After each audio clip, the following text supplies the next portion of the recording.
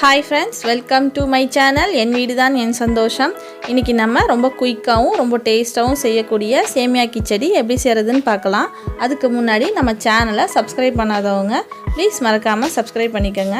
வாங்க ரொம்ப ஹெல்தியாவும் ரொம்ப டேஸ்டாவும் அதே சமயத்தில் ரொம்ப குயிக்காவும் செய்யக்கூடிய சேமியா கிச்சடியை எப்படி செய்யறதுன்னு பார்க்கலாம். நான் வந்து கிச்சடிக்கு கேரட்டு, பீன்ஸு, பச்சை பட்டாணி இதெல்லாம் காயில் வெட்டி வச்சுருக்கிறேன். இதில் வேணுன்னா முட்டைக்கோசு, காலிஃப்ளவர், உருளைக்கிழங்கும் சேர்த்துக்கலாம், நல்லாயிருக்கும். அப்புறம் ஒரு பெரிய வெங்காயம், 4 பச்சை மிளகாய், ஒரு சின்ன சைஸ் தக்காளி, ஒரு துண்டு இஞ்சியை பொடிசாக வெட்டி வச்சுருக்கிறேன். வேறு என்னென்ன தேவைங்கிறத நம்ம தாளிச்சிக்கிட்டே பார்க்கலாம். இப்போ நான் கடாய் அடுப்பில் வச்சுட்டேன். நான் கடாய் சூடாகிடுச்சு, எண்ணெய் ஊற்றிக்கிறேன். நான் வந்து ஒரு ஸ்பூன் நெய்யும் சேர்த்துக்கிறேன். நெய் வந்து ஆப்ஷன் தான், வேணுன்னா சேர்த்துக்கலாம், இல்லைன்னா வெறும் எண்ணெய் மட்டும் போதுமானது. எண்ணெய் காஞ்சிருச்சு. இப்போ நான் வந்து ஒரு அரை ஸ்பூன் அளவுக்கு கடுகு போட்டுக்கிறேன். பெருஞ்சீரகம், அதாவது சோம்புன்னு சொல்லுவாங்க, அது போட்டு தாளிச்சிக்கலாம். கடுகு பொரிஞ்சதுக்கப்புறம் ஒரு அன்னாசி பூவு, ஒரு ஏலக்காய், இந்த இலை, பட்டை, ஒரு துண்டு லவங்கம், இது எல்லாத்தையும் சேர்த்து போட்டு தாளிச்சிக்கலாம். கடுகு பொரிஞ்சிருச்சு. இப்போ நம்ம வெஜிடபிள்ஸ்லாம் சேர்த்துக்கலாம். ஃபஸ்ட்டு நான் பீன்ஸை சேர்த்துக்கிறேன். கேரட்டு, பச்சை பட்டாணி இதெல்லாம் சேர்த்துக்கலாம். காய் கொஞ்சம் அரை வேக்காடு வரைக்கும் வேகட்டும்.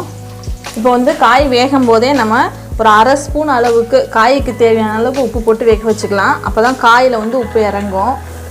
உப்பு போட்டு நல்லா கிண்டிக்கலாம்.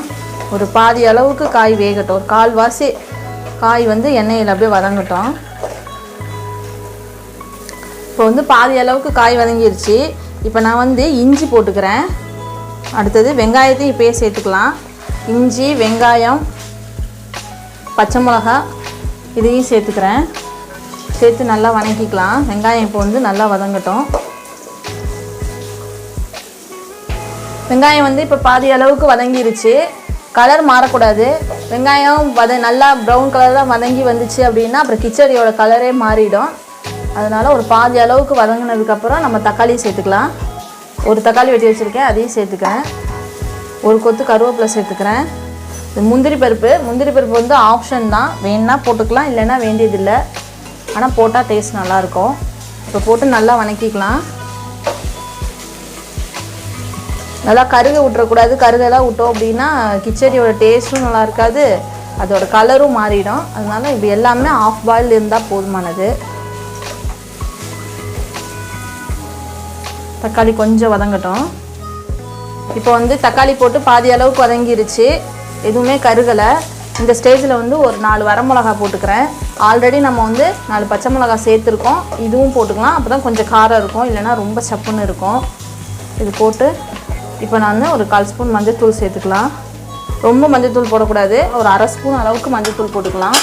இப்போ கிச்சடிக்கு தேவையான அளவுக்கு உப்பு போட்டுக்கலாம். நான் ஆல்ரெடி காய் வேகும் போது அரை ஸ்பூன் உப்பு போட்டிருக்கிறேன். அதனால் இப்போ நான் ஒரு சின்ன ஸ்பூன் அளவில் ஒரு 2 ஸ்பூன் அளவுக்கு உப்பு போட்டுக்கிறேன். நல்லா கிளறிக்கலாம். மஞ்சள்தூள் வந்து எல்லா பக்கமும் படுற மாதிரி கிளறி விட்டுக்கலாம்.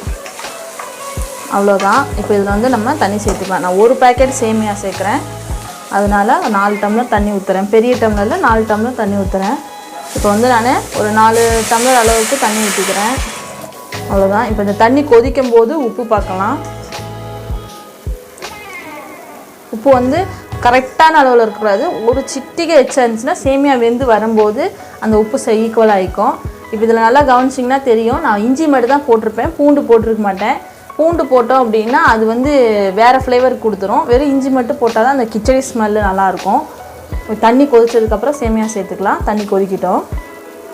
இப்போ தண்ணி நல்லா கொதிக்குது. இப்போ வந்து நான் கொஞ்சம் மல்லித்தலையை தூவிக்கிறேன். தண்ணி இந்த ஸ்டேஜில் நல்லா கொதிக்கும் போது நான் சேமியாவை போட்டுக்கிறேன்.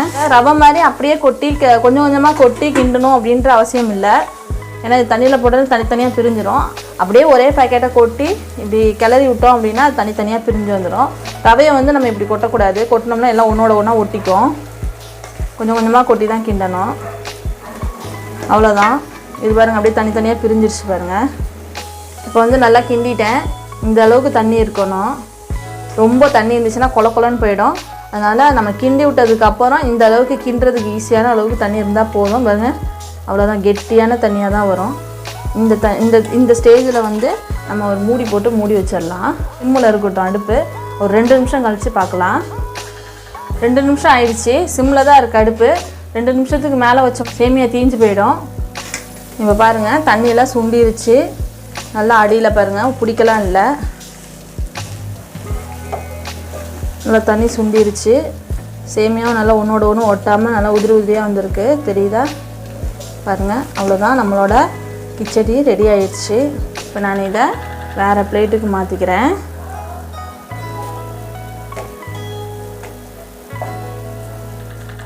நானே இப்போ வேறு பிளேட்டுக்கு மாற்றிட்டேன்.